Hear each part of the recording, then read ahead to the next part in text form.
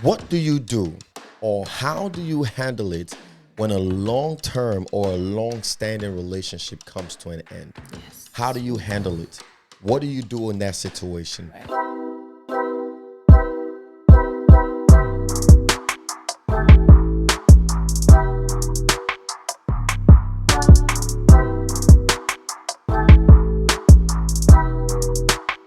Blessings and love. It is always a great day here at Refuge and Fortress. My name is Emmanuel O. And I'm Loni O. And this is Before Before Yes, your practical pathway to a kingdom-fulfilled relationship. We're seeing a trend here where women, most especially, unfortunately, I'm not saying both male and female don't go through breakups or have a hard time getting through it, through that transition phase. But mostly women are in a place where they're losing themselves because of a breakup.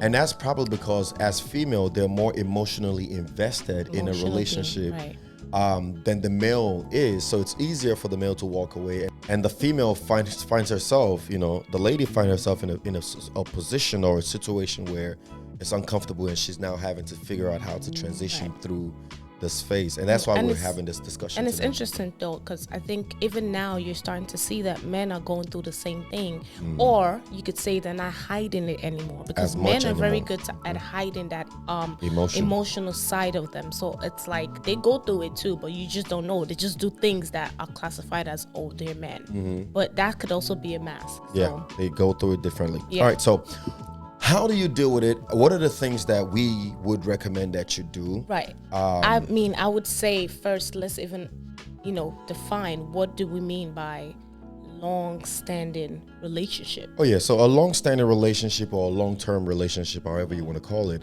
is a relationship that has been around for a very long time.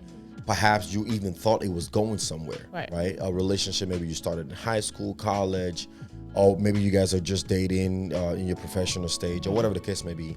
But, I would say anywhere from like 3 years. 3 years and up. And up, right? 10 years or more, know. So it's different from long distance. This is how long you've been in a relationship. Long term, not long distance. Not long distance. Term, right? Because again, the reason why you would go this long with this person is because you thought it was going to lead into a marriage. You thought it was going to lead somewhere much more meaningful than or at least you would get into that point. You're that was the hope. Right. That was the hope for the relationship, but it didn't. So 3 years and up. Right. 3 years and up. Okay. So, so what are we saying though? We're saying all of that to establish the fact that it was serious. Yeah. Right. Exactly. There was a future, a plan in place. Exactly. You had a vision for this relationship. At least one of you did, right? And then it just didn't work out. It just didn't work out. When it ends, how do you handle that situation? What do you do in that situation? Yeah. The first thing that I would say to do in that situation is let it happen. Let it happen, right? So what do I mean by letting it happen? If it's gonna end, let it end, right? Stop forcing what's not there. And most of the time you can already tell that there's something missing here. There are signs, there are red flags, there are things. If you're paying attention, you would have seen these things, but you keep forcing it. Maybe you're hoping that it would change, or this person would change, or that person would change, or maybe a relationship or marriage or something different, a situation. You know what I'm saying? Because you've invested so much into it, right? So just let it happen. If it's gonna end, let it end. Right? So, but there are two ways it ends though. It can either end in a good way or in a bad way. If it ends in a good way, then find a way to get closure. Meaning there's a mutual agreement to leave each other. Right. So the man and the woman have come together and they've said, you know what, this is not working out. It's not no hard feelings. It's not I'm not upset. You're not upset. It's just we're forcing this thing, or where I'm going doesn't align with where you're going with your life, or my beliefs does not all of a sudden align with your beliefs anymore because people change. Right? The person you met in you know what I'm saying? The person you met in college, for example, or in high school, for example, depending on their relationship with God or whatever the case may be, they can wake up one day and say, hey, I have feelings for the same sex. Yeah. what do you do? You know what I'm saying? What are you gonna do? You know, so things happen, and if it's in a situation like that where you kind of have to, you know, let it be, then let it be. Find your closure, get closure about it. Try to understand, if anything, to understand. Whatever you need to get your closure, do it, but be able to move on and let it happen. Now, on the flip side, if it wasn't mutual, meaning one person wanted to walk out and the other person didn't. If it's not a mutual agreement to break up or to end the relationship, make peace with it. And I'm talking to the person who still wanted to make it work but couldn't. Find a way to make peace with it. We're talking about your practical pathway to a kingdom-fulfilled relationship. Talking about kingdom citizens in a relationship, right? If a man or a woman wants to walk away from this thing and you're trying to make it work, you see a future already. You're thinking marriage already, but they're just like, nope. Let them go. Yes. Find a way to make peace with it. Yeah. And don't think it's you or it's them. It's not. We're not throwing blames right now. It's just that you want something else out of life or out of this relationship. I want something else. We have to part ways. You know, we have to part ways. And while I may still want it to work, but you don't, it's okay. Yeah. Or maybe you find somebody else that you love, or you find a relationship with somebody else that you're trying to explore or develop. No problem. You find a way to make peace with it. Let him or her go, and let God lead you forward. Absolutely. Because you gotta move forward. Yeah, you gotta be able to move you on. Don't even if for whatever reason you agree to stay with each other. If that person already checked out, you don't want to be in a relationship with that person. No. Because at the end of the day, unfortunately, it's going to be a miserable situation, because that person is always going to keep looking out. Yeah. They're just not going to care. Yeah. Period. And you're going to find yourself in a place where you're forcing what's not there. Exactly. Being on the other side, it's not a good feeling. Nope. You want people to acknowledge you. You want them to care about your feelings. So you definitely don't want to be in a relationship with somebody that does not want to be with you. With you, exactly. So you have to just learn to let it go. And I want to point out here, we're talking about relationship now, not marriage. Right. In other words, it's perfectly, very much okay to walk away or let somebody walk away if they want to. If it's not working. If it's not working, it's perfectly fine. And again, both parts, you have to understand something.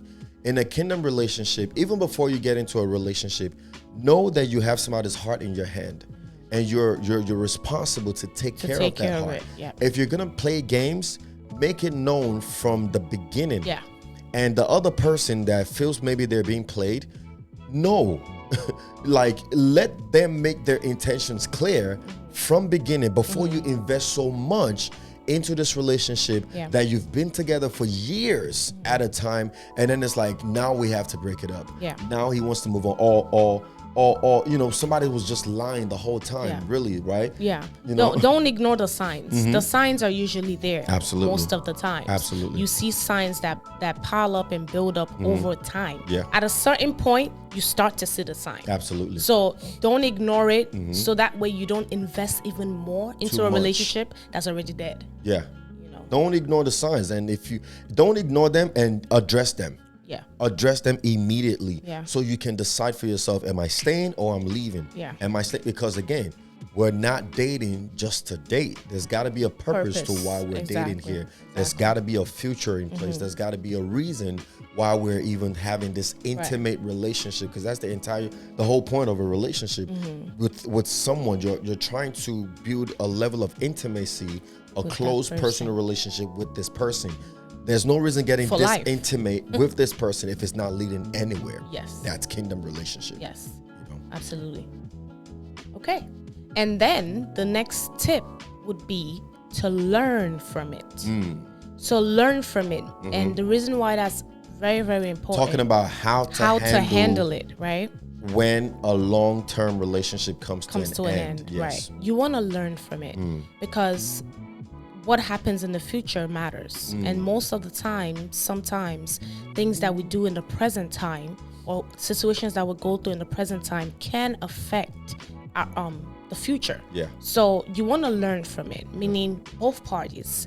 You know, there's never just one person that's in the wrong. There might be one person that's in the wrong More wrong than the other person. Yeah. But half of the time, both parties have a part in play, it yeah. as to why something wasn't working. Yeah. If you have somebody that's a cheater, decides to just keep cheating or is cheating on you, that person is in the wrong. But also, you also have a part to it. What is it? Because, you know, let's not even dive too much into that. But bottom line is, both parties have a part to play in it. And again, you mentioned something just now. If you have somebody, a man or a woman, who cheats on you, and you're still with them, it says something about you as well. That you're staying with someone, you're willing to stay with someone who will continually cheat on you. What does that say about you as a person?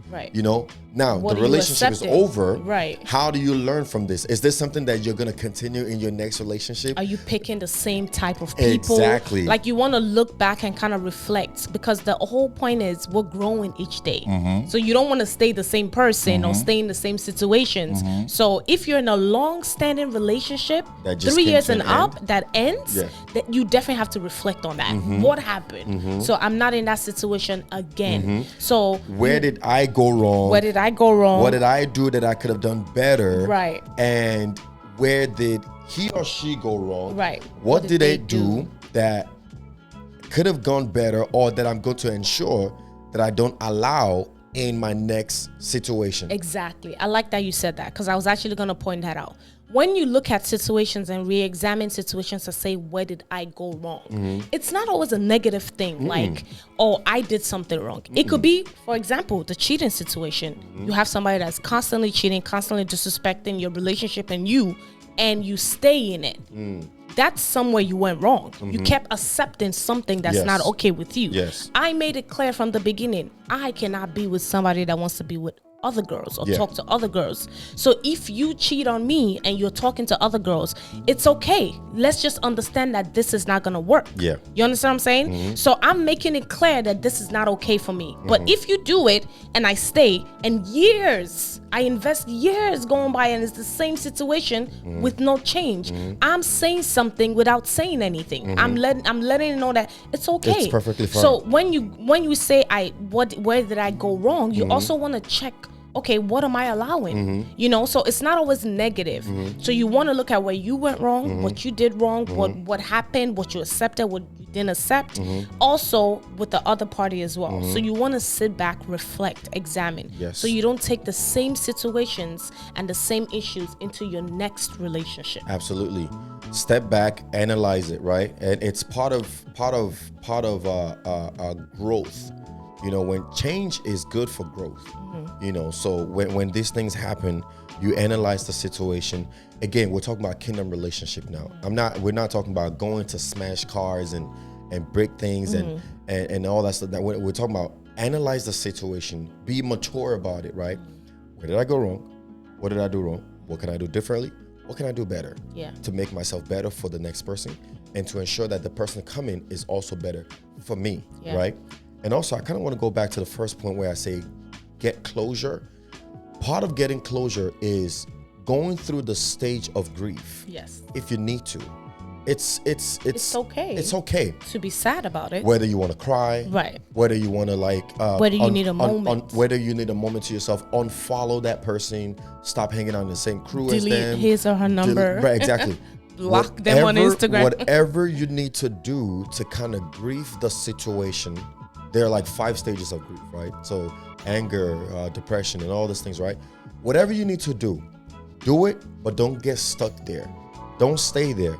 Go through the process, get your closure, and move on as quick as you possibly can. Go through it fighting. You know what I'm saying? Go through that storm fighting, meaning it's not necessarily a storm. Well, it's not a storm. Well, you know, you can't really say that, because those kind of moments are tough for some people. You know, so sometimes you could consider it a storm, especially when we're talking about a long-standing relationship. Imagine being in a relationship for 6 years, 10 years. That's a long time. That could take a lot out of somebody. It can. You know, it definitely could be considered a storm. But go through it fighting, meaning you can't let it hold you down. Absolutely. You gotta keep going. It's okay to go through it, but you always gotta keep going. You know? That also leads us to the next step, which is telling you not to lose yourself. Don't lose yourself. Don't lose yourself. I mean, it's so important to talk about this because, in fact, this is the reason why we're even discussing this right now. A lot of people end relationships and they lose themselves.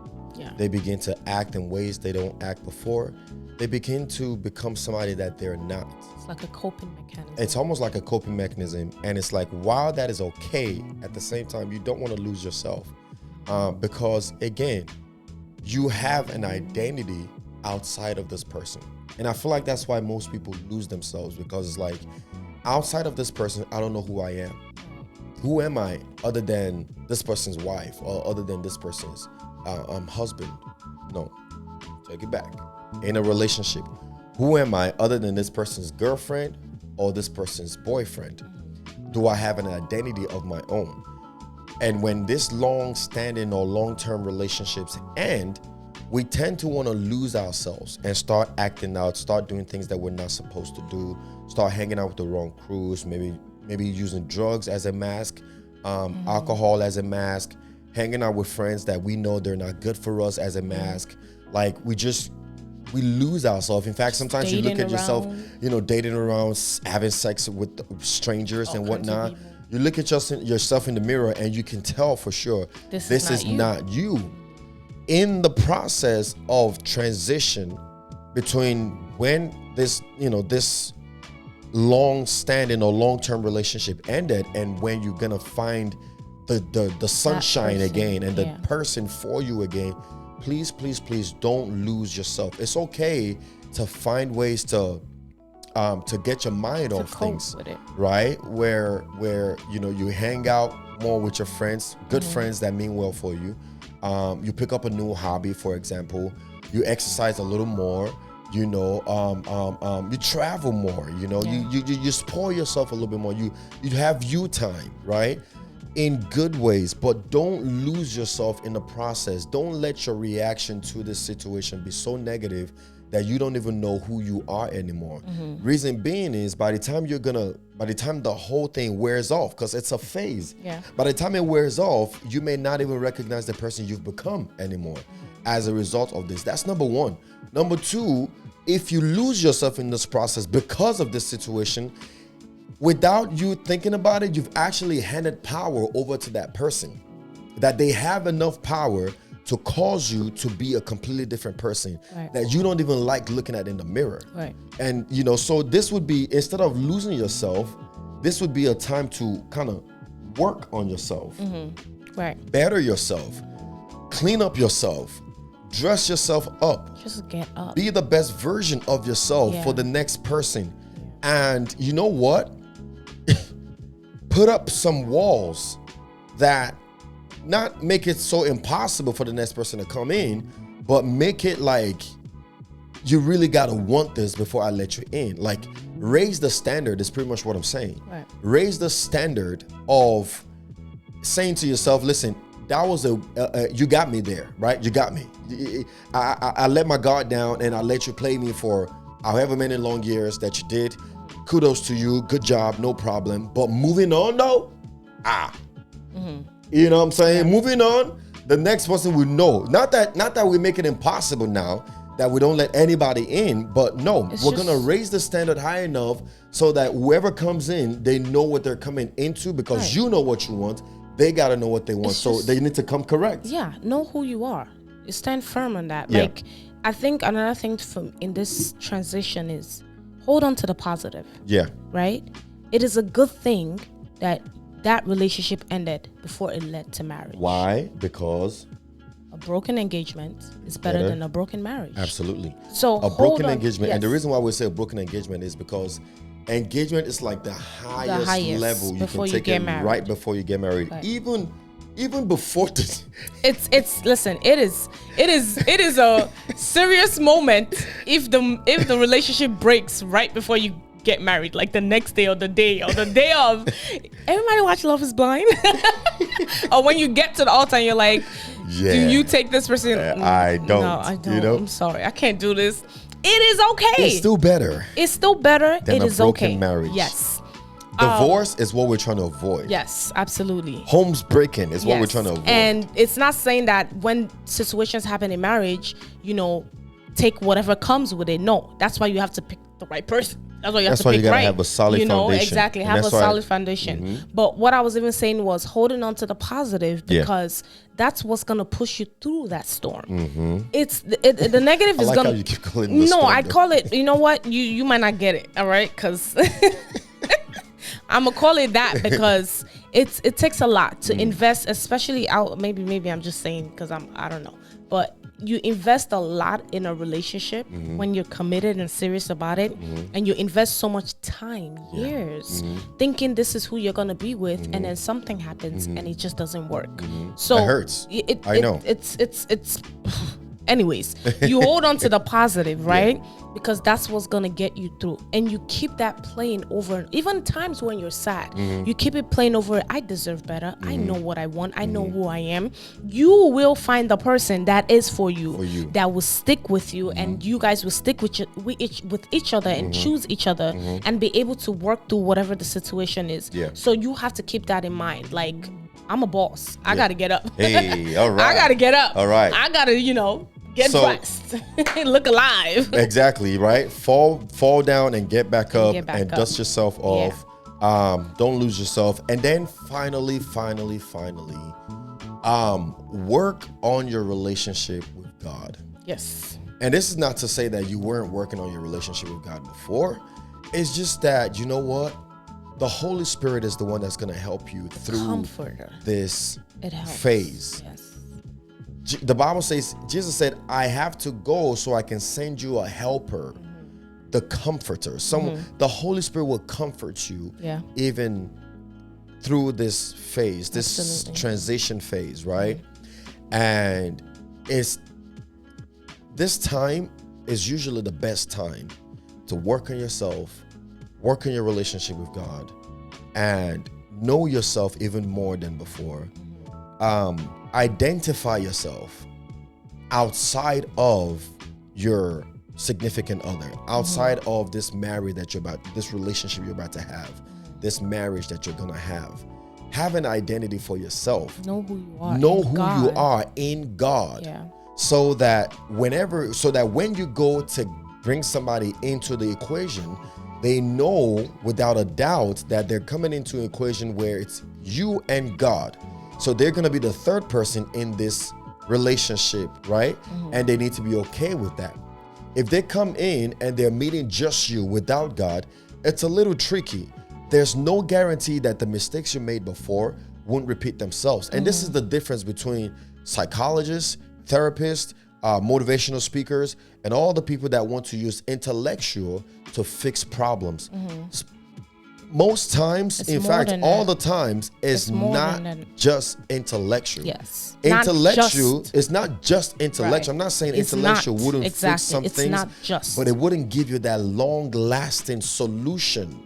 And you need to constantly stay connected to God in order to keep having a blissful relationship that will end up being a fruitful marriage. And we always talk about this in different parts or different aspects of our lives when we talk about having that everlasting joy, in God, and having that peace in God. When you have those two things, even in the storm, even when it's down, you are up. Yep, absolutely. So you need that. Absolutely. Yep. So that is all we have today. Yes. We're gonna do a quick recap. So number one, let it happen. Let it happen. Let it happen, right? Get if closure. it's going to happen, let it happen. Get closure. Get your closure, make peace with it, whatever you got to do. Go through the grief system, like, the 5-step grief. Do it, right? And number two is learn from it. You always got to learn from it. Step back, analyze the situation. What can I do differently? You're not perfect. They're not perfect. You guys, I'm saying everybody has a fault. If you think you're perfect, in fact, you've missed it already. You know what I'm saying? So, and then number three, don't lose yourself. Don't lose yourself. Don't lose yourself. Don't lose yourself. Get better. Get up. Get back to it. You know what I'm saying? Learn different. Learn new skills. Get yourself better. prepare yourself for the next prince or queen that is coming, or princess that is coming.